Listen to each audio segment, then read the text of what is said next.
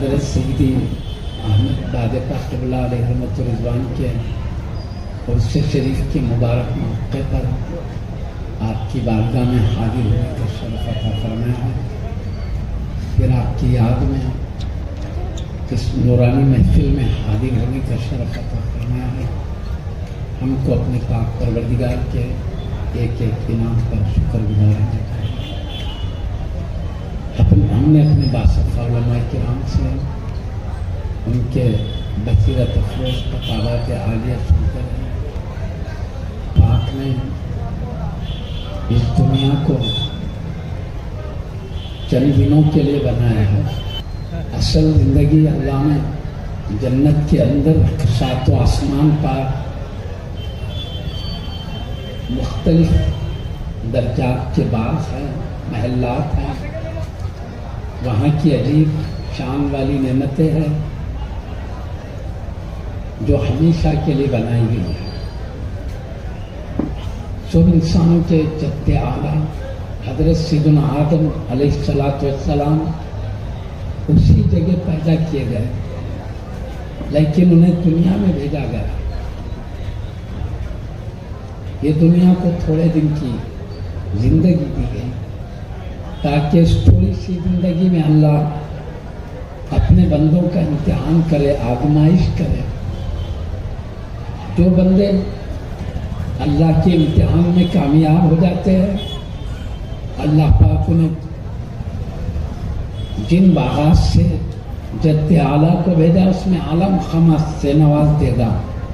یہ فیصلے اللہ کے، یہ رہنے کی جگہ نہیں ہے دنیا، اللہ کے امتحان کی جگہ. اس لیے ہم دیکھ رہے ہیں اللہ جتنے انسانوں کو بھیج رہا ہے تھوڑی زندگی کے بعد اپنی دربار میں بلا بھی رہا ہے. ہمیشہ تک کے لیے کوئی باقی نہیں رہا ہے اور کبھی رہیں گے بھی نہیں. اور دیکھتے ہی دیکھتے یہ پوری دنیا بھی ختم کر دی جائے گی. اصل زندگی ہمیشہ کی وہ ہے.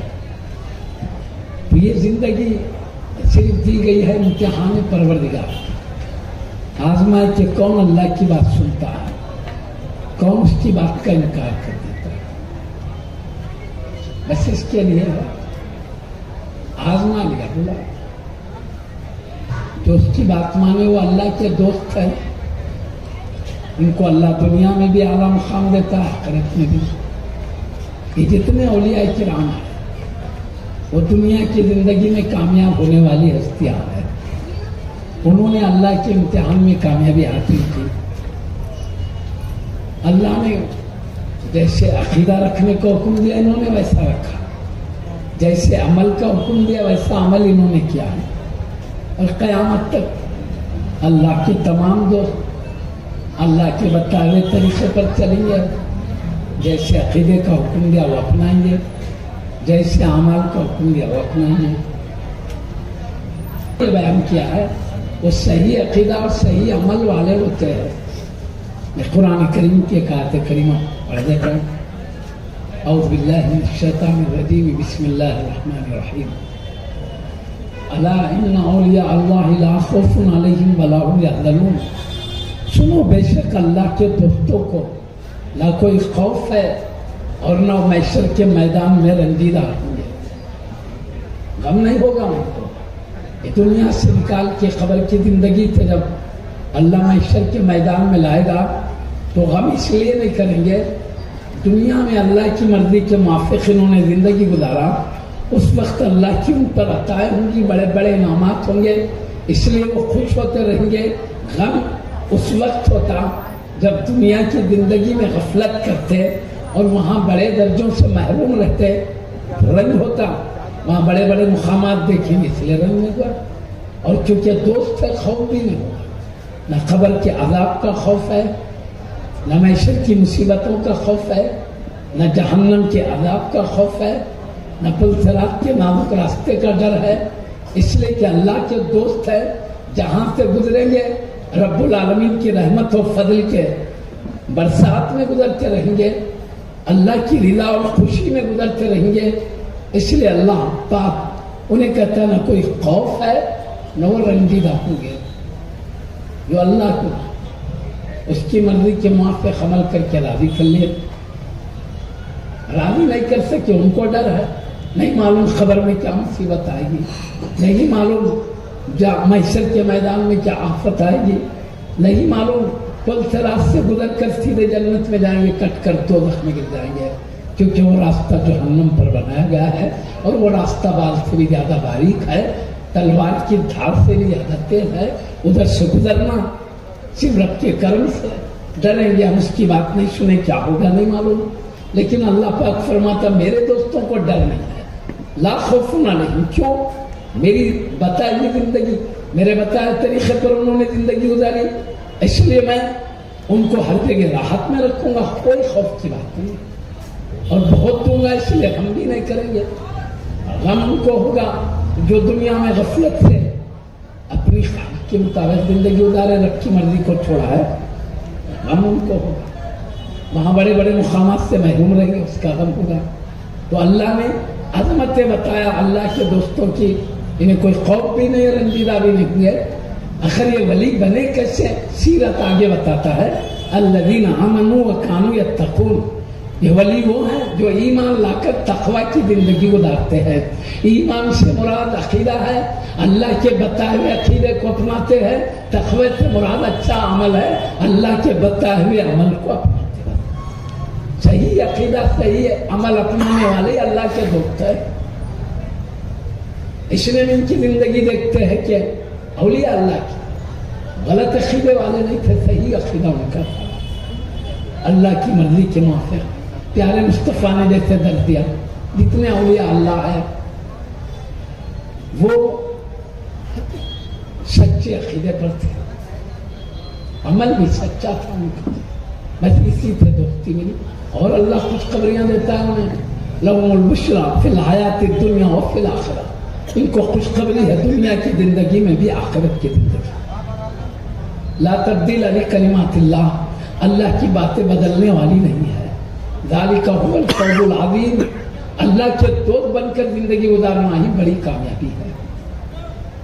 کیونکہ ہماری صرف دنیا کی زندگی میں مرنے کے بعد کی بھی زندگی ہے، خبر کی زندگی، اس سے اٹھ کر معیشت کی بھی ہے. ہم چونکہ آنکھوں کے سامنے دنیا کی زندگی دیکھتے اس کی فکر کرتے ہیں، خبر ہمارے آنکھوں سے پوشیدہ ہے، ادھر توجہ نہیں، اس کی تیاری نہیں کرتے ہیں. معیشت کا میدان ہمارے آنکھوں سے دور ہے، اس لیے ادھر توجہ نہیں. اللہ کے ولی دنیا میں رہ کر خبر کی زندگی کا بھی مشاہدہ کرتے ہیں، معیشت کے میدان کا بھی، جنت کا آخری جو دن ہے اس کو بھی جانتے ہیں. اس لیے وہ دنیا سے اتنا گہرا تعلق نہیں رکھتے جتنا آخرت سے رکھتے ہیں. معزز سامعین کرام، اللہ کے دوست بننے کے لیے اچھے عمل کی ضرورت. عمل میں حقوق اللہ بھی ہے، حقوق العباد بھی ہے. اللہ کے بھی کچھ حق ہے، بندے کے بھی کچھ حق ہے. اللہ نے دونوں کا حکم دیا ہے. اللہ کا حق ہے کہ نماز پڑھے، روزے رکھے، زکوٰۃ وغیرہ. بندوں کا حق یہ ہے بندوں کے ساتھ اچھا سلوک کریں، ماں باپ کی خدمت کریں، بیوی بچوں کی پرورش اچھی طرح کریں، تمام لوگوں کے ساتھ حسن سلوک کریں. یہ حقوق العباد ہے. اللہ کے اور بندوں کے حقوق جو اللہ نے مقرر کیا اس کو اپنائیں. یہ اچھے اعمال میں آ جاتا ہے. میں اکثر عرض کروں گا، اللہ کے دوست ایسے نازک راستوں سے گزرتے ہیں جو ہر آدمی نہیں گزر سکتا. وہ اللہ کے بتائے ہوئے راستے پر چلنے میں بہت چوکنا رہتے ہیں. اس کی بات وہ سنتے ہیں، اس لیے اللہ پاک بھی ان کی بات سنتا ہے. اس لیے ہم دیکھتے ہیں کہ لوگ اپنی بات منوانے کے لیے اولیاء اللہ کو ذریعہ بناتے ہیں. کہتے ہیں یا سیدی احمد باد بخار انتظام، حضرت پریشان حال نگاہ کرم کیجیے. مطلب کیا؟ آپ اللہ کے دوست ہیں، آپ کی بات اللہ سنتا ہے، ہماری سفارش کر دیجیے، مسئلہ ہمارا حل ہو جائے گا. کیوں؟ ہم جانتے کہ اللہ کے دوست ہے، یہ اللہ کی بات سنتے ہیں، اللہ ان کی بات سنتا ہے. اور یہ بات میں آپ سے عرض کروں، صحیح مسلم شریف میں بھی ہے، صحیح بخاری شریف میں بھی ہے، قرآن شریف میں بھی ہے کہ اللہ دوستوں کی بات سنتا ہے. ابھی میں نے عرض کیا وہ ایمان لا کر اچھے عمل کرے وہ دوست ہے، اللہ دوستوں کی بات سنتا ہے. اس کے بارے میں صحیح مسلم شریف کی حدیث سناتا ہوں. پیارے نبی محمد رسول اللہ صلی اللہ علیہ وسلم ارشاد فرماتے ہیں رب اشعث اغبر مدفوع بالابواب، کچھ اللہ کے ایسے بندے بھی ہیں بال بکھرے ہوئے، لباس غبار آلود، ظاہری حالت اتنی گری پڑی کہ کسی گھر کے دروازے پر جائیں تو لوگ ان کو حقیر سمجھ کر اپنے دروازوں سے دور کر دیں گے. ظاہری حالت دیکھ کر ان کی ظاہری حالت ایسی کیوں ہے؟ وہ اللہ کے عظمتوں میں گم ہے، اس کے جلال میں گم ہونے کی وجہ سے نہ اپنے لباس کا ان کو خیال ہے نہ اپنے بالوں کا خیال ہے، بس اللہ کی عظمتوں میں گم. اس لیے یہ نیک بندوں کے اوصاف بتائے جا رہے ہیں. اس لیے اپنی حالت کو یوں رکھے، کسی دروازے پر جائیں تو لوگ حقیر سمجھ کر ان کو دور کر دیں گے، لیکن چونکہ ان کے قلب اللہ کے جلووں میں گم ہے، یہ اللہ والے ہیں، اس لیے اللہ کے پاس یہ مقام ہے. اللہ کے حبیب صلی اللہ علیہ وسلم فرماتے ہیں لو اقسم علی اللہ لعبرہ، اگر اللہ پہ بھروسہ کر کے یہ بندہ قسم کھا لے اللہ اس کی قسم کو سچی کر دے گا، جو جس بات پہ قسم کھائے وہ پوری کر دے گا. تو مسلم شریف کی حدیث ہے اللہ اپنے دوست کی بات کو پوری کر دیتا ہے. بخاری شریف کی حدیث میں بھی ہے پیارے نبی محمد رسول اللہ صلی اللہ علیہ وسلم فرماتے ہیں مجھ سے میرا رب فرماتا ہے لا یزال عبدی یتقرب الی بالنوافل، میرا بندہ نوافل کے ذریعے میرا قرب چاہتا ہے. نوافل یعنی فرائض سے بڑھ کر جو عبادت ہوتی ہے وہ نفل کہتے ہیں. جائز فرض تو ادا کرتے ہیں اللہ والے، لیکن اللہ کی محبت میں نوافل کی بھی کثرت کرتے ہیں. فرض نماز سے ہٹ کر نفل نماز، فرض روزوں سے ہٹ کر نفل روزے، فرض زکات سے ہٹ کر نفل. راستہ یہ ہے اللہ والے نوافل کی کثرت سے اللہ کا قرب چاہتے ہیں. اللہ کہتا ہے نوافل کی کثرت سے میرا قرب چاہتے ہیں حتیٰ احببت ہو، یہاں تک کہ میں ان کو اپنا محبوب بنا لیتا ہوں. یعنی ان کے جذبے کو دیکھ کر میں اپنا دوست بنا لیتا ہوں، محبوب بنا لیتا ہوں. فَكُنْتُ سَمْعَهُ الَّذِي يَسْمَعُ بِهِ، تو میں اس کے کان بن جاتا ہوں جس سے میرا بندہ سنتا ہے. وَبَصَرَهُ الَّذِي يَبْصُرُ بِهِ، میں اس کے آنکھ بن جاتا ہوں جس سے وہ دیکھتا ہے. وَيَدَهُ الَّتِي يَبْطِشُ بِهَا، میں اس کے ہاتھ بن جاتا ہوں جس سے وہ پکڑتا ہے. وَرِجْلَهُ الَّتِي يَمْشِي بِهَا، میں اس کے پیر بن جاتا ہوں جس سے وہ چلتا ہے. وَإِنْ سَأَلَنِي لَأُوتِيَنَّهُ، اگر اس سے کچھ مانگے میں ضرور دیتا ہوں. میں یہ بات بتانے کے لیے بخاری شریف کی پڑھی لمبی طویل حدیث پڑھا ہے، اگر میرا دوست مجھ سے کچھ مانگے میں ضرور دے دیتا ہوں.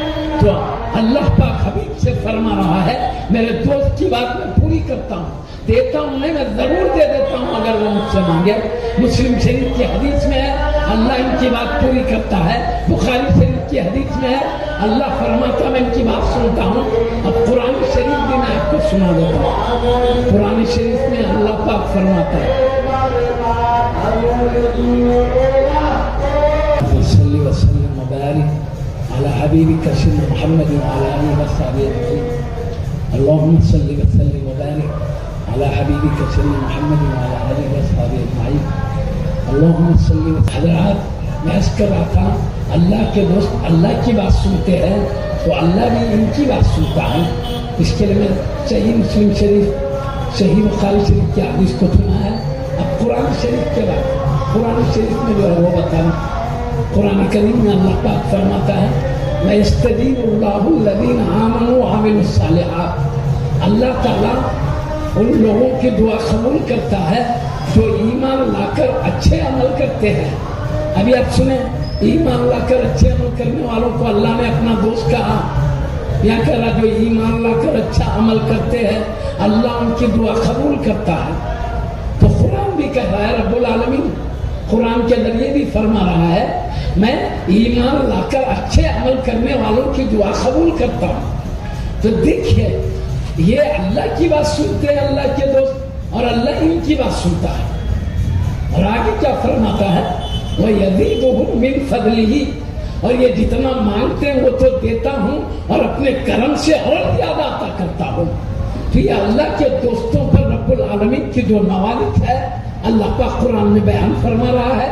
معزز سامعین کرام، یہ حال دنیا میں بھی ہے، حشر کے میدان میں بھی ہے، ہر جگہ. یہ جو چاہیں گے اللہ ان کی مرضی کے موافق دے گا اور اپنے کرم سے جتنا چاہے اور زیادہ بھی دے گا. تو وجہ یہی ہے ہم اللہ والوں کو جو ذریعہ بناتے ہیں، ہم رب سے دعا کرتے ہیں، اللہ چاہے ہماری دعا قبول کر لے، شان کہیں بھی رکھتا، چاہے رد کر دے نہیں قبول کرے، کیونکہ ہر بات ہم اس کی نہیں سنتے، وہ بھی ہماری بات سنے یا نہ سنے مرضی. لیکن اللہ کے دوست ہم جب ان کو سفارشی بناتے ہیں تو یہ جب رب کے دربار میں دعا کرتے ہیں تو یہ اللہ ان کی بات اس لیے رد نہیں کرتا کہ یہ بھی اللہ کی بات کو رد نہیں کرتے، اللہ کی ہر بات پر یہ چلتے ہیں. تو میں نے بتایا اللہ تعالیٰ ان کی بات سنتا ہے کیونکہ یہ اللہ کی بات سنتے ہیں، بلکہ اللہ تعالیٰ مخلوق کے دلوں میں ان کی محبت ڈال دیتا ہے. اللہ کی طرف سے محبت ڈالی جاتی ہے. حدیث شریف میں ہے، اللہ پاک پیارے نبی محمد رسول اللہ صلی اللہ علیہ وسلم ارشاد فرماتے ہیں اللہ تعالیٰ جب کسی بندے سے محبت کرتا ہے تو جبریل امین علیہ السلام سے فرماتا ہے اے جبریل میں فلاں بندے سے محبت کرتا ہوں، تم بھی محبت کرو. اس کے بعد حکم ہوتا ہے تمام آسمانی فرشتوں میں اعلان کرنے کا. تو جبریل امین علیہ السلام پورے آسمان کے فرشتوں میں اعلان کرتے ہیں اے فرشتوں اللہ تعالیٰ فلاں بندے سے محبت کرتا ہے. زمین میں جو ایک بندہ ہے اس سے اللہ محبت کرتا ہے اور مجھے بھی حکم ہے میں بھی محبت کرتا ہوں. اے فرشتوں تم سب بھی محبت کرو. تو اللہ کے حکم سے پورے فرشتے بھی محبت کرتے ہیں. پیارے نبی محمد رسول اللہ کا ارشاد سنا رہا ہوں. پھر پیارے نبی صلی اللہ علیہ وسلم ارشاد فرماتے ہیں فَيُرْضَوْ الْقَبُولُ فِي الْأَرْضِ، پھر زمین میں بھی اس ولی کی قبولیت ڈال دی جاتی ہے. یعنی بندے بھی اللہ کی مخلوق بھی ان سے محبت کرنے لگتی ہے، زمین والی مخلوق بھی. تو یہ جو ہمارے دلوں میں محبت ہے اللہ کی طرف سے ڈالی بھی ہے، کیونکہ اللہ جس کو اپنا دوست بناتا ہے تو مخلوق کے دلوں میں محبت ڈال دیتا ہے. خود بھی چاہتا ہے بندوں کے دلوں میں بھی محبت ڈال دیتا ہے. اسی وجہ سے ہم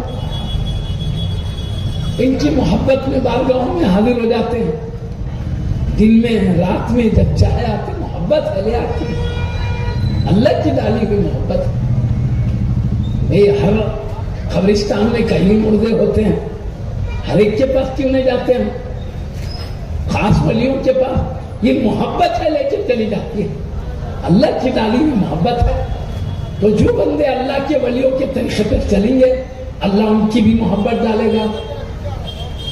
یہ شان ہے. میں خاص بات آپ سے عرض کروں گا، اولیاء اللہ رب کی مرضی کے موافق زندگی گزارتے ہیں اور ولایت کے بھی کئی مراتب ہیں. ان مرتبوں میں پہنچنے سخت مشقتیں ہیں. یہ اولیاء اللہ فرائض سے ہٹ کر نوافل کی بھی کثرت کرتے، جیسا کہ میں نے بخاری شریف کی حدیث سنایا ہے اللہ کا قرب چاہنے کے لیے یہ نوافل جو اللہ فرض نہیں کیا اپنی طرف سے ادا کرتے ہیں تاکہ اللہ اپنے قریب کرے، راضی ہو جائے. اور خاص بات یہ ہے اطاعت کے ساتھ یہ سچ کہا کرتے ہیں. یہ سچائی کی وجہ سے بھی ان کی زبان میں تاثیر ہوتی ہے. سچ بولنے سے آدمی کی زبان میں تاثیر ہوتی ہے. سچے آدمی کی دعا اللہ قبول کرتا ہے. اس لیے بزرگان دین ارشاد فرماتے نصیحت کرتے ہیں اللہ کے قریب ہونا ہے تو بزرگوں نے لکھا ہے کیا سچ بولنا چاہیے اور حلال کھانا چاہیے. حلال بولے تو پاکیزہ رزق. اللہ نے جس طریقے سے کمانے کی اجازت دیا ہے ویسے کما کر کھانا اور سچ بولنا، یہ دونوں سے زبان میں تاثیر پیدا ہوتی ہے. اللہ ایسی زبان سے نکلنے والے کی بات قبول کرتا ہے. زبان میں طاقت. جھوٹ عام ہو گیا آج کی دنیا میں. لوگ کیسے کیسے جھوٹ بولتے ہیں ہم جانتے ہیں, ہم کو خود معلوم ہے. یہ جھوٹ بولنے سے زبان کی تاثیر ختم ہو جاتی ہے. اللہ کے دربار میں دعا کر رہے قبول نہیں ہو. اللہ والے سچے ہوتے ہیں اس لیے ان کی دعائیں مقبول ہوتی ہیں. سچ بولنے کی عادت ڈالنا. سچ یہ نیکی کی طرف لے جانے والی ہے, نیکی جنت کی طرف لے جانے والی ہے, اور جھوٹ برائی کی طرف لے جانے والی ہے, اور برائی جہنم کی طرف لے جانے والی ہے. اس لیے سچ بولنے والا آدمی اللہ کا محبوب ہوتا ہے. جھوٹ بولنے والے سے اللہ کی نظر کرم ہٹ جاتی ہے. ہماری زبانوں سے تاثیر ختم ہوتا ہے. سچ کی عادت ڈالیں, جھوٹ نہ بولیں. میں حضور سیدی شیخ عبد القادر جیلانی غوث العظم دستگیر رضی اللہ عنہ کا قصہ سناتا ہوں. سچ کے کیا فائدے ہیں اپنے کو سمجھ میں آ سکتا ہے. سیدی شیخ سیدنا عبد القادر جیلانی جو سید الاولیاء سارے ولیوں کے امام و تاجدار ہیں, آپ حبیب پاک کے نواسے بھی ہوتے ہیں. آپ کی امی جان سیدنا امام حسین رضی اللہ عنہ کی اولاد سے ہیں. آپ کے ابا جان سیدنا امام حسن رضی اللہ عنہ کی اولاد سے. خاندانی حیثیت سے نجیب الطرفین ہے, یعنی ماں اور باپ دونوں کا سلسلہ شرف والا ہے, عظیم ہے. آپ کی امی جان دادی جان فاطمہ الزہرا بنت رسول اللہ سیدۃ النساء اہل الجنہ ہے. آپ کے دادا جان خلیفہ رسول اللہ امیر المومنین حضرت سیدنا علی مرتضی حیدر کرار رضی اللہ عنہ ہے. یہ بڑے گھرانے کے شہزادے ہیں, اللہ کے نبی کے نواسے ہیں, خاندانی حیثیت سے بھی بڑے ہیں, زہد و تقوی کے اعتبار سے بھی اعلیٰ مقام رکھتے ہیں, علم معرفت میں بھی آپ ولیوں میں بہت بلند مرتبہ رکھتے ہیں. اللہ نے تمام کمالات جمع کر کے آپ کو سارے ولیوں کا سلطان و امام بنا دیا ہے. آپ بچپن ہی سے شان ولایت ظاہر ہوتی تھی آپ سے. پہلی رمضان شریف کو پیدا ہوئے تو رمضان بھر آپ صبح صادق سے لے کر سورج ڈوبنے تک اپنی امی جان کا دودھ نہیں پیتے تھے. حالانکہ بالغین پر روزہ فرض ہے, لیکن بڑے سمجھدار ہو گئے بچے, 7 سال کی عمر کو ہو گئے تو ان کو عادت دلائی جاتی ہے نماز روزے کی, تاکہ ابھی سے عادت ہو تو بالغ ہونے کے بعد جو ذمے میں فرض ہے وہ چھوٹنے نہ پائے, عادت کے طور پر. لیکن دودھ پیتے بچوں کو تو عادت بھی نہیں ڈالی جاتی نماز روزوں کی. لیکن اللہ نے وہ شان آپ کو دیا تھا, اس کم عمری میں عقل رکھ دیا, اللہ نے سمجھ دیا, رمضان شریف ہونے کا روزے کا فہم دیا, صبح صادق سے سورج ڈوبنے تک روزے کا ٹائم ہے. پھر شہادت بھی دیا کہ اپنی امی جان کا دودھ میں پیتے ہیں, تو اندازہ کرو اللہ بچپن میں یہ شرف دیا ہے تو بڑے ہونے کے بعد کیا خوبی دیا ہوگا. کیونکہ آپ کے ابا جان آپ کی کم عمری میں انتقال فرما چکے تھے. ابتدائی تعلیم آپ نے اپنے امی جان اور نانا جان کی خدمت میں تعلیم پایا ہے. آپ کی امی جان ام الخیر امت الجبار فاطمہ رضی اللہ تعالیٰ عنہ ہے. آپ کے ابا جان حضرت ابو موسیٰ حضرت موسیٰ نامی ہے, اور آپ کے نانا جان حضرت عبداللہ سومی رضی اللہ تعالیٰ عنہ اجمعین. یہ سب اولیاء اللہ تھے. یہ بڑے گھرانے کے ساتھ اللہ کے دوستوں میں بڑے مقام والے تھے. آپ کی امی جان بھی, آپ کے ابا جان بھی, آپ کے نانا جان بھی. اس لیے آپ میں سعادتیں تھی. آپ ابتدائی تعلیم تو امی جان نانا جان کے پاس حاصل کیا. بڑی تعلیم حاصل کرنے کا شوق ہوا تو بغداد شریف میں بڑا مدرسہ تھا, مدرسے نظامیہ. وہاں پہ اعلیٰ تعلیم ہوتی تھی شریعت کی. آپ نے سنا تو وہاں جانے کا ارادہ کیا. تقریباً 18 سال کی عمر شریف تھی. امی جان سے اجازت طلب کر کے آپ جا رہے ہیں بغداد شریف, تاکہ علم دین حاصل کریں, علم تفسیر, علم فقہ, علم حدیث, علم ادب, علم منقولات میں کمال پانے کے لیے. امی جان بھی ولیہ تھی. اب کوئی معمولی بات نہیں اجازت دے دینا. اب جیلان ایران کا ایک خدوہ ہے جیلان، وہاں پیدا ہوئے، وہاں سے نکل کر بغداد جائیں، علم پانے کے لیے کئی سال لگ جاتے ہیں۔ آپ جانتے تھے کہ یہ جدائی ہمیشہ کی ہے، امیران جانتے تھے، لیکن اپنے قدیم محبوب شہزادے کو صرف شریعت مطہرہ کے علم کے لیے، رب العالمین کی پاکیزہ تعلیم کے لیے، مصطفیٰ کے پاکیزہ حدیث کے لیے، قرآن کریم کے پاکیزہ درس کی خاطر آپ کی جدائی کا غم برداشت کرنے تیار ہے۔ کہتے بیٹا خوشی سے جاؤ، کیونکہ شریعت مطہرہ کی تعلیم پانے جاتے ہو، خوشی سے جا سکتے ہو۔ اپنے ساری جدائی کا غم برداشت کیا، اپنے بیٹے کو شریعت مطہرہ کی پاکیزہ تعلیم حاصل کرنے کی اجازت دیے۔ 18 سال کی عمر ہے، اب جا رہے ہیں۔ وہ دور بڑا نازک تھا، جہازوں میں اڑ کے جانے کا نہیں تھا، ریلوں وغیرہ کا آسان سفر نہیں تھا، بلکہ پیدل اونٹوں پہ گھوڑوں پہ سفر ہوتا تھا۔ سورج کی تپش ہے اور ہوائیں چلتی ہے تو گرد و غبار ہے، کرم ریت مختلف تکالیف کے ساتھ تھا، اور راستے میں پہاڑی اور جنگلی علاقوں میں لٹیرے ڈاکو لوٹ لیا کرتے تھے راہ چلنے والوں کو، اس لیے لوگ ڈر کے مارے 500 1000 یا 300 400 لوگ مل کے جاتے تھے ہمت کے لیے۔ تو آپ نے آپ کی امی جان نے دیکھا ایک بڑا قافلہ بغداد جا رہا ہے، تو کہا پیارے بیٹے فلاں قافلہ بغداد جا رہا ہے، تم ان کے ساتھ ہو کر ان کے ساتھ بغداد چلے جاؤ۔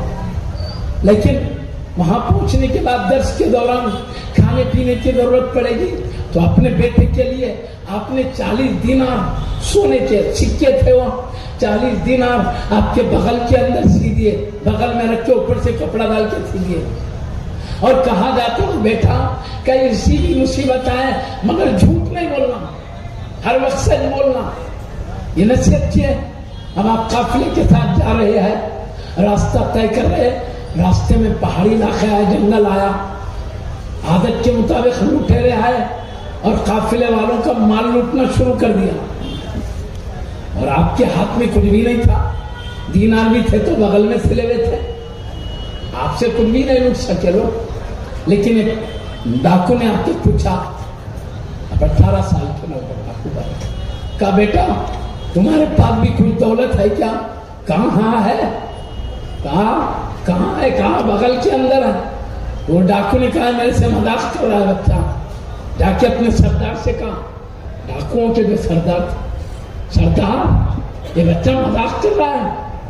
تو کہا کیا بول رہا ہے؟ کہا بغل میں میری بات دولت ہے بول رہا ہے۔ تو سردار نے کہا تمہارے پاس کچھ ہے کیا بیٹا؟ کہاں ہے؟ دولت ہے؟ کہاں ہے؟ بغل کے اندر سلی ہوئی ہے۔ کہا بیٹا مذاق کرتے ہو؟ نہیں مذاق کرتا ہوں، سچ کہتا ہوں میں۔ کہاں بتاؤ؟ تو بغل کے اندر 40 اشرفیاں تھے، اوپر سے کپڑے سے سیدھے گئے تھے، کھول کے دیکھا تو واقعے میں 40 اشرفیاں نکلے۔ جب اس کو ڈاکو کے سردار نے دیکھا تو کہا بڑے تعجب سے بیٹا تمہارے خاندان والوں نے اتنا محفوظ اس لیے رکھا تاکہ ہم ڈاکو ہم لٹیروں سے بچائے، لیکن تم کو معلوم ہے ہم ڈاکو لٹیرے ہیں، ہم تمہارا مال لوٹ لیں گے۔ تم اگر نہیں کہتے، یہ کہہ دیتے کچھ بھی نہیں ہے، ہم اتنی اندر گہرائی میں جا کر تو چیک نہیں کرتے تھے۔ اگر تم نے یہ راز کیوں ظاہر کر دیا؟ تو کہا میری امی جان کی نصیحت تھی، جب میں گھر کے باہر نکل رہا تھا امی جان نے کہا بیٹا کہ اس کی بڑی سے بڑی مصیبت ہے لیکن جھوٹ نہیں بولنا۔ میری امی جان نے کہا جھوٹ نہیں بولنا، اس لیے میں نے سچ سچ کہہ دیا، میری ماں کی بات کو ٹکرانا مجھ سے گوارا نہیں ہوا۔ یہ سننا تھا۔ ڈاکو کے سردار پر اثر ہوا، وہ سوچنے لگے یہ نوجوان بچہ اپنی ماں کی بات کو رد نہیں کر رہا ہے، اور میں اتنا بڑا ہو گیا ہوں، زندگی بھر میں اپنے رب کی بات کو ٹھکرا رہا ہوں، میرے اللہ کی بات کا میں انکار کر رہا ہوں، مطلب اس کی بات پر عمل نہیں کر رہا ہوں۔ کتنا افسوس ہے مجھ پر، ایک بچہ ماں کی بات نہیں چھوڑ رہا، میں رب العالمین کی بات چھوڑ رہا ہوں۔ یہ اثر ہوا، چیخ مارا انہوں نے، مار کے کہا تمہارا ہاتھ آگے بڑھائیے۔ غوث پاک رضی اللہ عنہ نے ہاتھ آگے بڑھایا تو اپنا ہاتھ ان کے ہاتھ میں رکھ کے وعدہ کیا، یا سیدی میں وعدہ کرتا ہوں آپ کے ہاتھ میں ہاتھ رکھ کر کبھی ڈاکہ دنی نہیں کروں گا، کبھی کسی کو لوٹوں گا نہیں، اور کبھی رب کی نافرمانی نہیں کروں گا۔ تو اس ڈاکو کے سردار نے آپ کے دستے مبارک پر ہاتھ رکھ کر توبہ کیا، تمام گناہوں سے بچنے کا وعدہ کیا۔ ستار کے توبہ کو دیکھا، سارے ڈاکوں نے آپ کے ہاتھ میں ہاتھ رکھ کے وعدہ کیا ہم بھی عہد کرتے ہیں رب العالمین کی کبھی نافرمانی نہیں کریں گے، ڈاکہ نہیں چھوڑ دیں گے، جتنا لوٹا ہوا مال تھا ہر ایک کو ان کا مال لوٹا دیا۔ معزز سامعین کرام، ہم سوچ سکتے ہیں یہ غوث پاک رضی اللہ عنہ کی سچائی کا نتیجہ تھا، سچائی کے برکت ہے۔ آپ نے ایک سچ کہا، سچ کی برکت سے سارے ڈاکو ڈاکہ زنی سے توبہ کیے، نافرمانیوں سے توبہ کیے، سب اپنے وقت میں سب اولیاء اللہ بن کر زندگی گزارنے لگے۔ یہ سچ کے برکات، سچ کہنے کے فائدے ہیں۔ خدا آدمی کی زبان میں تاثیر ہوتی ہے۔ آپ سچے تھے تبھی تو آپ کی زبان سے نکلا، ان کے دلوں پر اثر ہوا۔ ڈاکو سخت مزاج ہوتے ہیں لیکن غوث پاک سچے غوث پاک، ہر وقت سچ بولنے والے غوث پاک، جب ان کے زبان سے کلمات نکلے کس طرح دلوں پر اثر کیا، کس طرح ان سب دل رکھنے والوں کے دل کو بھی موم کی طرح نرم کر دیا، پاکیزہ کر دیا۔ ہم سمجھ سکتے ہیں سچ کے بہت فائدے ہیں۔ جھوٹ مت بولنا، جھوٹ صرف ناجائز کمائی کے لیے بولا جاتا ہے تاکہ جھوٹ کے ذریعے ناجائز کمائی ہو۔ کمائی بھی حلال ہونا چاہیے ہماری۔ میں کہا بزرگوں کی نصیحت ہے، سچ بولنے، حلال کھانے سے زبان میں تاثیر پیدا ہوتی ہے۔ یہ سب جھوٹ کیوں؟ حرام ناجائز کمائی کے لیے شریعت نے ہمیں حکم دیا ہے ناجائز کمائی سے بچو۔ جھوٹ، رشوت ہو، چوری کا مال ہو، جو بھی اللہ نے منع کیا اس طریقے سے دولت کمانا ناجائز ہے۔ اللہ قوت دیا ہے، طاقت دیا ہے، حلال کمائی کرنا اللہ کے بتائے طریقے۔ زراعت ہے، تجارت ہے، دیگر فن ہے، دیگر ہنر ہے، اس کے ذریعے سے حلال کمائی کمائے۔ اور حدیث شریف میں آیا ہے الکاسب حبیب اللہ، حلال کمائی کمانے والا اللہ کا محبوب بندہ ہوتا ہے۔ حلال کمائی کمانے سے خون میں صفائی رہتی ہے، نورانیت رہتی ہے۔ حرام کمائی سے جو کھانا کھایا جاتا ہے خون گندا ہو جاتا ہے، خراب ہو جاتا ہے، خون میں اثر آتا ہے، جس کی وجہ سے عبادت کرنا دل نہیں بولتا، عبادت میں لذت نہیں آتی، پروردگار کا تصور کم ہو جاتا ہے، نورانیت بدن سے ختم ہو جاتی ہے۔ وہی حلال کمائی سے جو کھایا جاتا ہے اس سے نورانیت پیدا ہوتی ہے، عبادت میں جذبہ آتا ہے، عبادت میں لذت آتی ہے۔ اس طرح بندہ اللہ کے قرب میں آسانی سے پرواز کر جاتا ہے۔ اس کو علامہ اقبال رحمۃ اللہ علیہ نے کہا، اے طائر لاہوتی، اس رزق سے موت اچھی جس رزق سے آتی ہے پرواز میں کوتاہی۔ اے اللہ کی دربار میں پرواز کرنے والے پرندے، ایسے کھانے سے تو مر جانا اچھا ہے جس کھانے سے اللہ کی بارگاہ میں پرواز میں رکاوٹ آ جاتی ہے، یہی پر بندہ رک جاتا ہے، اللہ کے دربار کے قریب نہیں ہو سکتا۔ معزز سامعین کرام، آدمی سچ بولنے کی عادت ڈالے، حلال کمائی کا عمل کر لے، کئی بیماریاں ختم ہو جائیں گی روحانی۔ جھوٹ بولنے سے بچے گا، فتن فساد لڑائی جھگڑوں سے بچے گا، کیوں کئی لڑائی جھگڑے سب ہے دنیا کمانے کے لیے۔ یہ سب سچائی، حلال کمائی آدمی کو کئی برائیوں سے روک دیتی ہے۔ اللہ والے دیگر احکامات کے ساتھ زبان کو سچ رکھے ہے، حلال کمائی کمائے ہے، نبی بڑے بڑے مراتب تک پہنچے ہیں۔ میں آپ کو حدیث شریف سناتا ہوں، پیارے نبی صلی اللہ علیہ وسلم فرماتے ہیں ایک لقمہ حرام کا کوئی کھاتا ہے تو 40 دن تک اس کی دعا مقبول نہیں ہوتی، دعا قبول ہونا بند ہو جاتی 40 دن تک۔ پھر توبہ اللہ کرے، معافی چاہے، اس کے بعد پھر اللہ شان کریمی فرما۔ اللہ والے دیکھو سچ بولتے، حلال کھاتے، زبان میں تاثیر اس لیے میں کر رہا ہوں، اولیاء اللہ کی دعائیں کیوں مقبول ہوتی، اس کا خاص خیال کریں، کئی عیبوں سے بچ جائیں گے، کئی نقصانات سے بچ جائیں گے انشاءاللہ تعالی۔ میں ایک واقعہ سناتا ہوں، اولیاء اللہ کیسی نازک راستے سے گزر کر ولی بنتے ہیں، میں اس بارے میں بتاتا ہوں۔ ایک واقعہ، حضرت سید ابراہیم ابن ادہم رضی اللہ عنہ بغداد شریف کے بہت بڑے درجے کے ولی ہیں، اونچے مقام والے ولی ہیں۔ ہر وقت عبادت ریاضت زہد و تقویٰ میں زندگی گزری ہے، اللہ کی یاد میں زندگی گزری ہے۔ ایک مرتبہ یہ بیت المقدس کو سفر کرتے رہ گئے، مسجد اقصی میں انہوں نے نمازیں پڑھی، فجر ظہر عصر مغرب عشاء، سفر کرتے کرتے دور سے گئے تھے، بیت المقدس میں نماز ادا کی انہوں نے، عشاء پڑھے کیونکہ مسافر تھے، انہوں نے مسجد میں رات گزارنے کا حکم کیا، تو جیسے عشاء پڑھ کے سارے لوگ گھروں کو چلے گئے، یہ مسجد میں رک گئے، مسافر تھے، گھر خریدنے نہیں تھا ان کا، رک گئے۔ تو اتنے میں آسمان سے دو فرشتے آئے، دو فرشتے آ کر ایک فرشتہ دوسرے فرشتے سے کہنے لگا آدم کے بیٹے کی خوشبو آ رہی ہے۔ دوسرے نے کہا ہاں ہاں یہ آدم کے بیٹے، کیونکہ سارے انسان آدم علیہ السلام کی اولاد ہے، اس معنی میں آدم کی اولاد کا، آدم کے بیٹے کی خوشبو آ رہی ہے۔ ایک فرشتے نے کہا، دوسرے فرشتے نے کہا ہاں یہ وہ آدم کے بیٹے، ان کو ابراہیم ابن آدم کہا جاتا ہے۔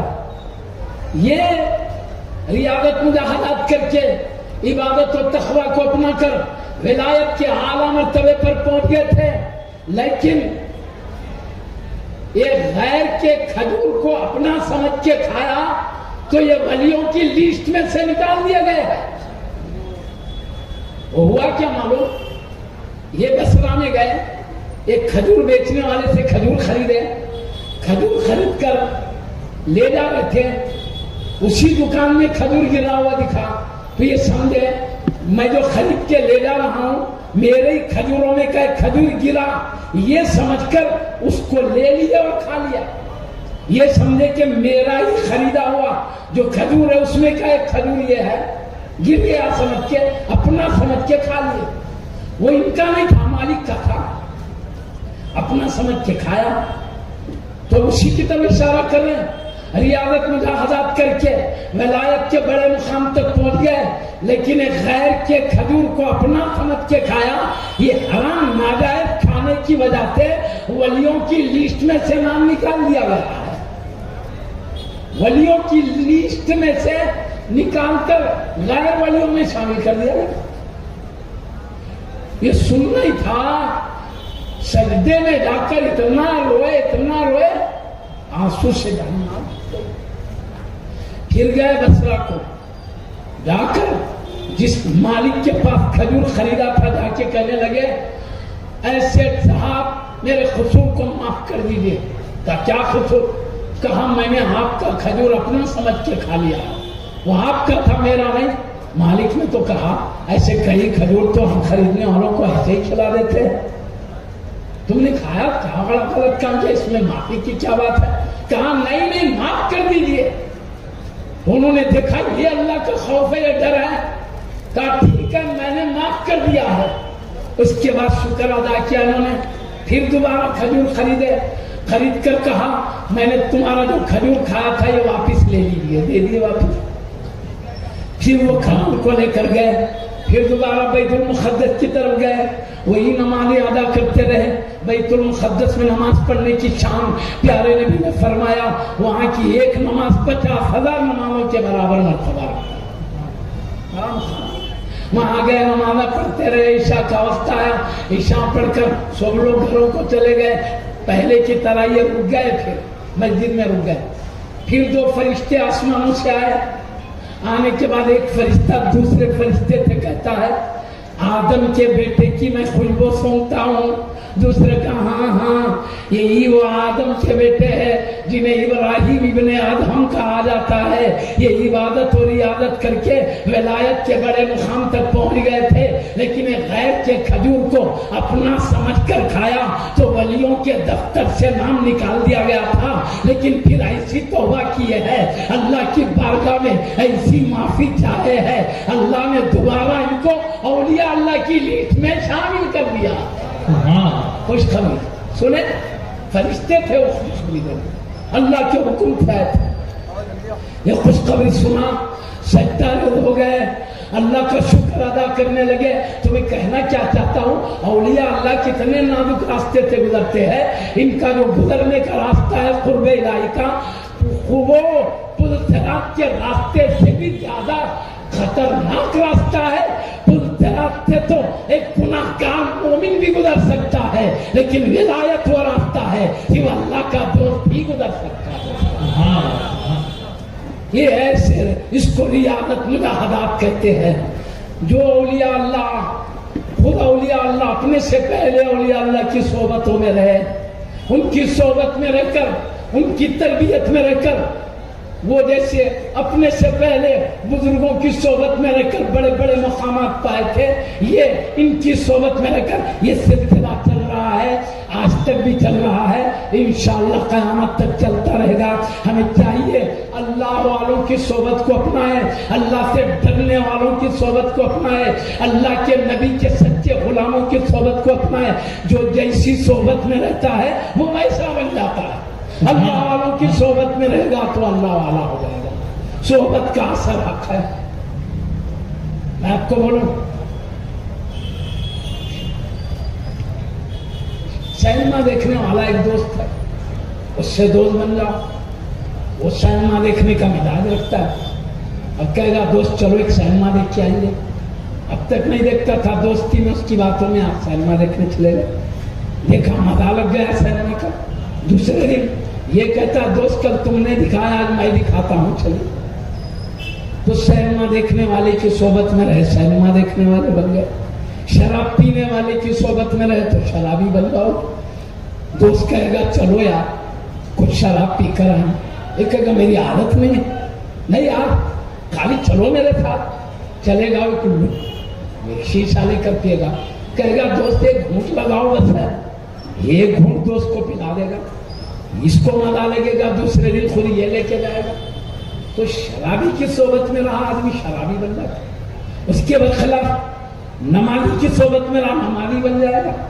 نماز کا ٹائم ہوا، نمازی کو عادت ہے اذان سنتے ہی مسجد کو جانے کی، جیسے اذان سنے گا دوست نمازی ہے، بتائے گا دوست اذان ہو رہی ہے چلیے نماز کو.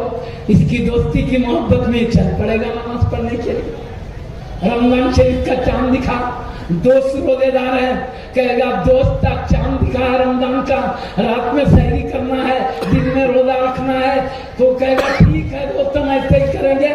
تو جیسے اچھے دوست رہتے ہیں صحبت میں رہنے والا بھی اچھا ہوتا ہے.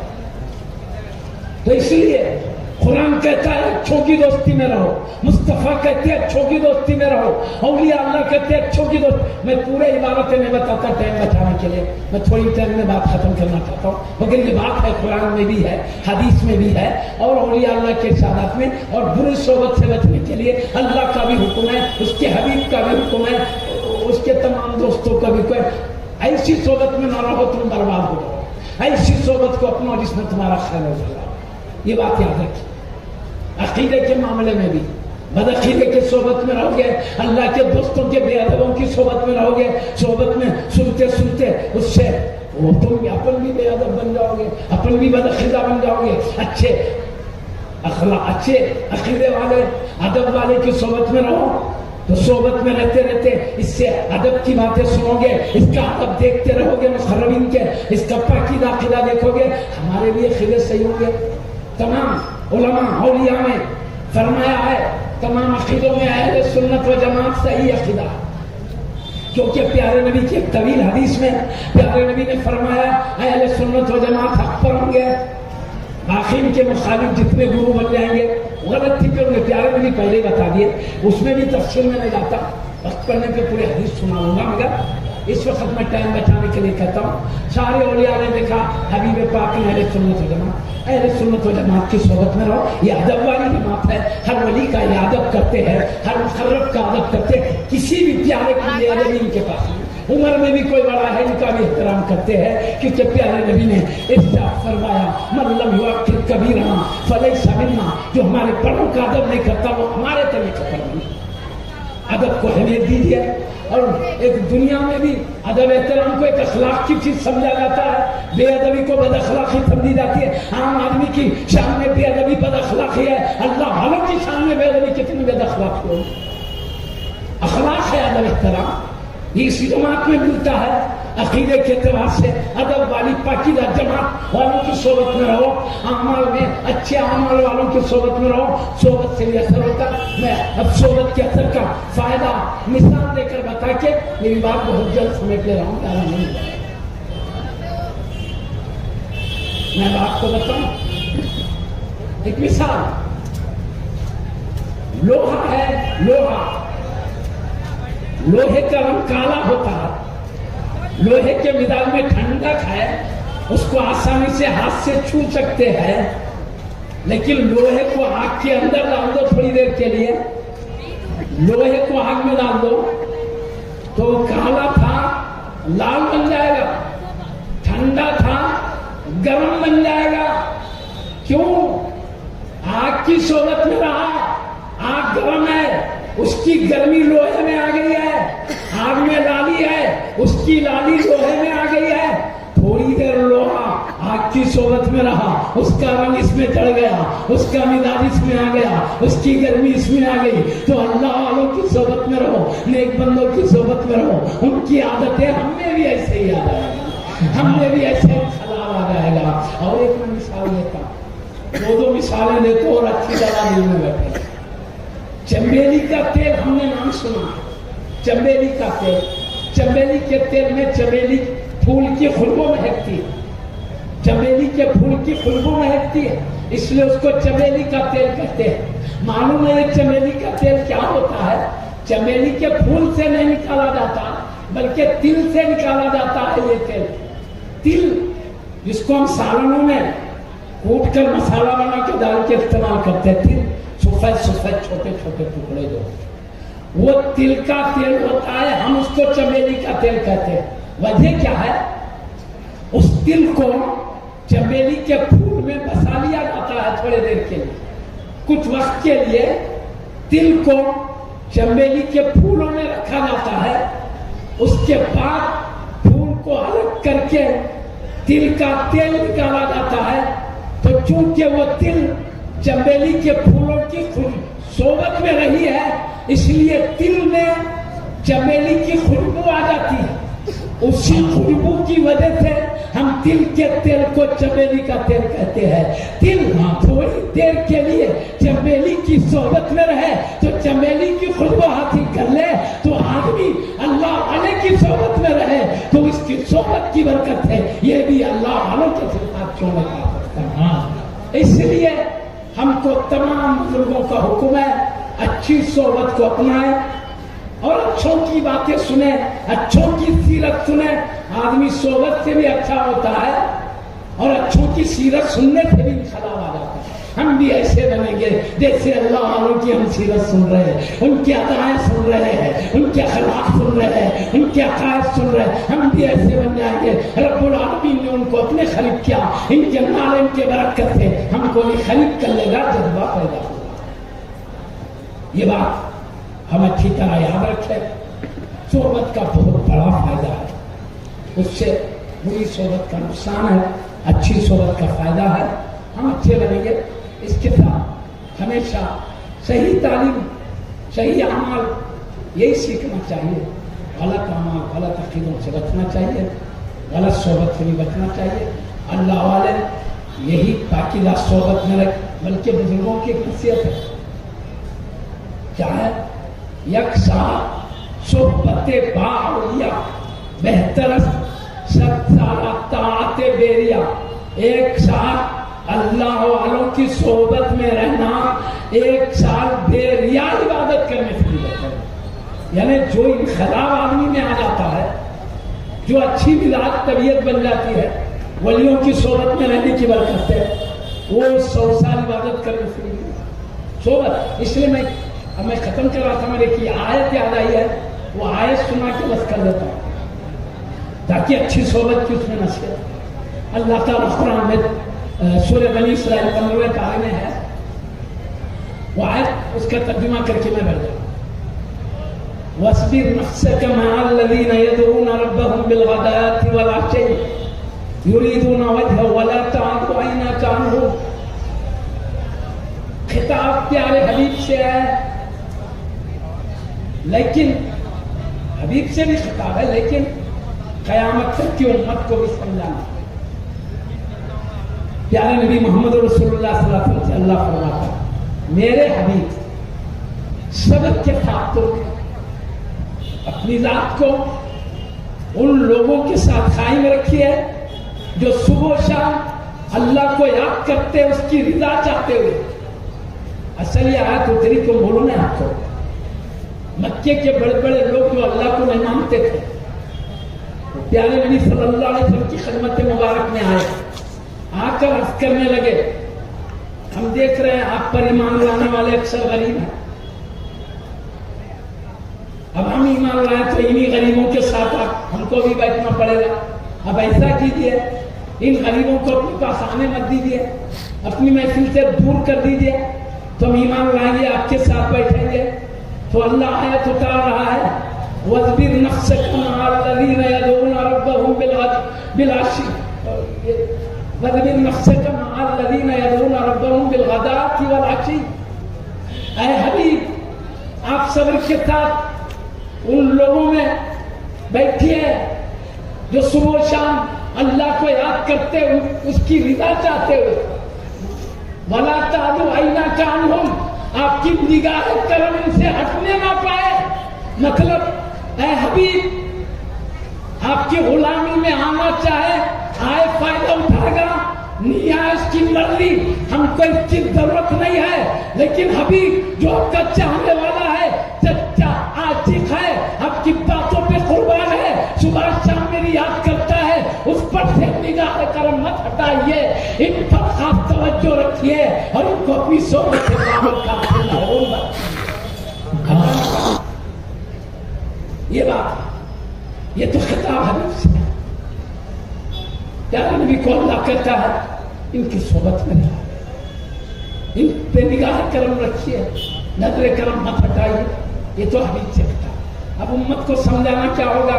اسی آیت سے مطلب نکلتا ہے جو لوگ صبح و شام اللہ کو یاد کرتے ہیں، اللہ کی رضا چاہتے ہوئے لوگوں صبر کے ساتھ ان کے ساتھ بیٹھا کرو، ان سے نظر ہٹنے نہ پائے۔ مطلب کیا؟ قیامت تک جو اولیاء اللہ ہے، پیران طریقت ہے، مرشدین برحق ہے، ان کی صحبت میں بیٹھا کرو۔ یہ اولیاء اللہ، یہ پیران طریقت، یہ مرشدین برحق جو ہے صبح و شام اللہ کی رضا چاہتے ہوئے اللہ کو یاد کرتے ہیں، تو تم ان کی صحبت میں بیٹھو، ان سے نظر مت ہٹاؤ، ہمیشہ ان کے چہرے دیکھتے رہو، محفل میں صبر کے ساتھ رہو۔ اب قیامت تک کے لیے بھی اس آیت کریمہ کے برکات جاری رہیں گے۔ تو آیت سے بھی پتہ چلتا ہے جو اللہ والے صبح و شام اللہ کو یاد کرتے ہیں صرف اس لیے خود پائے، دوسرا کوئی مقصد و غرض نہیں ہوتا۔ تم لوگ ایسوں کی صحبت میں رہو، اللہ پاک ہمیں نصیحت کرتا ہے، حکم دیتا ہے، ہم اس کی نصیحت پر چلیں گے۔ دنیا میں بھیجے جانے کے مقصد نہیں کھانا، ہم یہ کھانے پینے کے لیے، بہترین لباس مکان کے لیے نہیں بھیجے گئے۔ کھانا پینا لباس مکان یہ زندہ رہنے کی ضرورت ہے، لیکن دنیا میں زندہ رہنا کیوں ہے؟ اللہ کی رضا حاصل کرنے، خود کے لیے کیوں اللہ جنت سے بھیجا ہے؟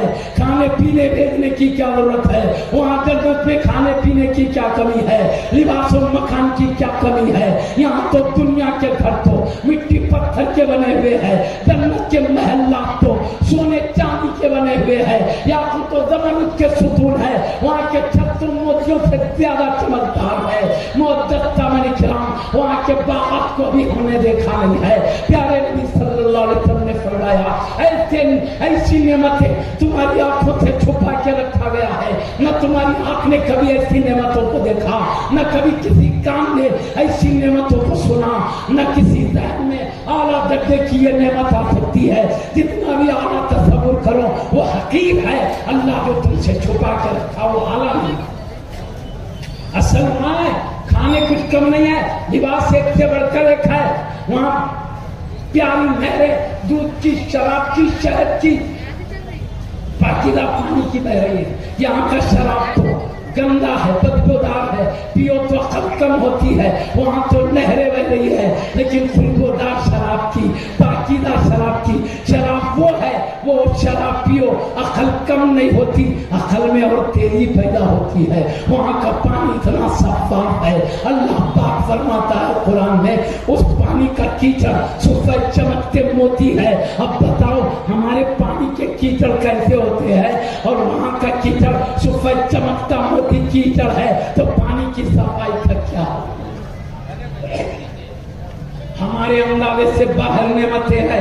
اس لیے اصل زندگی وہ ہے، یہ زندگی تھوڑے دن کے لیے، امتحان کے لیے. اس کو سب کچھ مت سمجھو. ہم آنکھ کھولتے ہیں تو یہ دنیا نظر آتی ہے، آنکھ بند کرتے ہیں تو. اس لیے ساری فکر اٹھ کے بیدار ہونے سے لیٹنے تک اس کو بہتر بنانے کی چکر میں لگے رہتے ہیں. حالانکہ اس کے بعد ایک بڑی زندگی ہے، ہمیشہ کی زندگی ہے. علماء کرام بزرگان دین اس زندگی سے بھی پردے اٹھا کے بتاتے ہیں. تم اس کو دیکھ رہے ہو، خبر کی زندگی نہیں دیکھتے ہو. پردہ اٹھا کے مرنے کے بعد کی زندگی بتاتے ہیں. اور ایک پردہ اٹھاؤ، محشر کا میدان نظر آئے گا. اور ایک پردہ اٹھاؤ، جنت کی بہاریں نظر آئے گی. وہاں تک پہنچنے کی تیاری کے لیے، وہاں کا توشہ تیار کرنے کے لیے ہم مسافر ہیں. اصل وہاں جانا ہے، دنیا میں تھوڑی دیر کے لیے رکے ہیں. ہر مسافر کو اپنی منزل تک پہنچنے کے لیے ایک توشہ تیار کرتا ہے. ہمیں بھی منزل کو پہنچنے کے لیے وہاں کے لیے ایک توشہ تیار کرنا ہے. پیارے نبی محمد رسول اللہ صلی اللہ علیہ وسلم ارشاد فرماتے ہیں، کیا فرماتے ہیں؟ اب دنیا مزرعۃ الاخرہ، دنیا آخرت کی کھیتی ہے.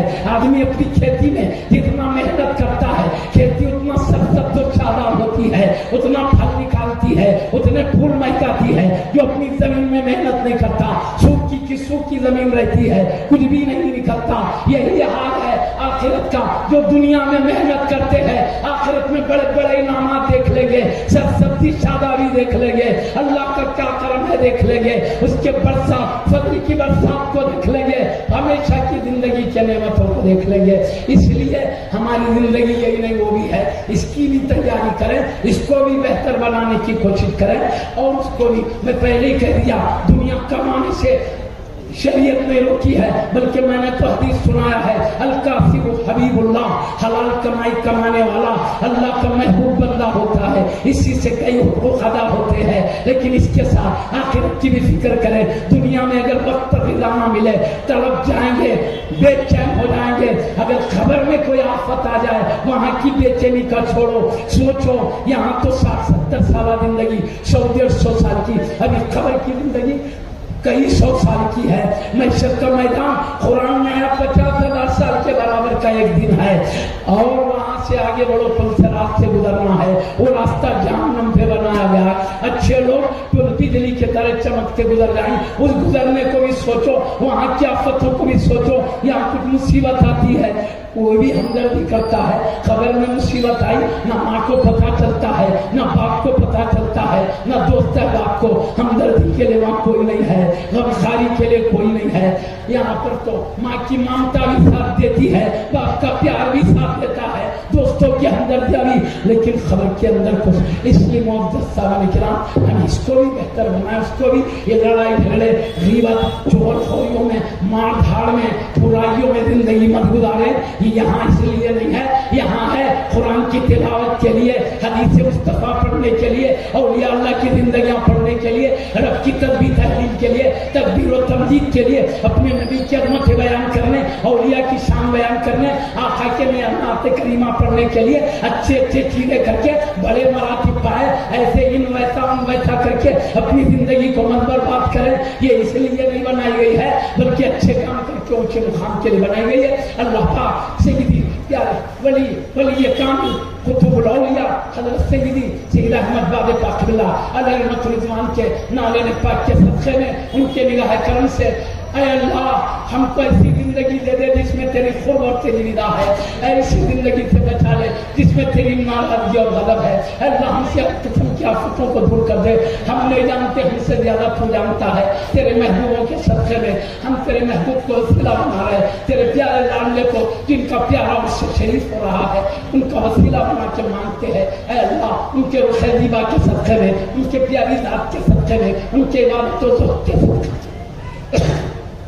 ان کی طہارت و نظافت کے صدقے میں اے اللہ تیرے سے ان کا جو گہرا تعلق ہے، حبیب سے جو عشق ہے، ان کی سچی غلامی ہے، تیرا جو خوف ہے، تیری اطاعت ہے، قرآن پاک سے محبت ہے، شریعت مطہرہ کی تعلیم ہے، اس کے صدقے میں اے اللہ ہمارے اٹھنے سے پہلے ہم کو بھلائیوں کا فیصلہ فرما دے، فرشتوں کے نام اعمال میں ہمارے لیے سعادت مندی لکھ دے، لوگوں میں ہمارے لیے سعادت مندی لکھ دے، ہمارے اٹھنے سے پہلے گناہوں کو معاف فرما دے، گناہوں کو نیکیوں سے بدل دے۔ آقا یقیناً تیرے محبوبوں کے ذکر سے حدیث میں آیا ہے گناہ مٹ جاتے ہیں، ایسے بھی مٹ جاتے ہیں آقا، کیونکہ ہم تیرے محبوبوں کے ذکر کے لیے جمع ہو گئے ہیں۔ تو اپنے شان کرمی سے پھر کبھی گناہ ہونے مت دے، نافرمانی ہونے مت دے، ہمارے لیے خیر کا فیصلہ فرما دے، شر سے بچا لے۔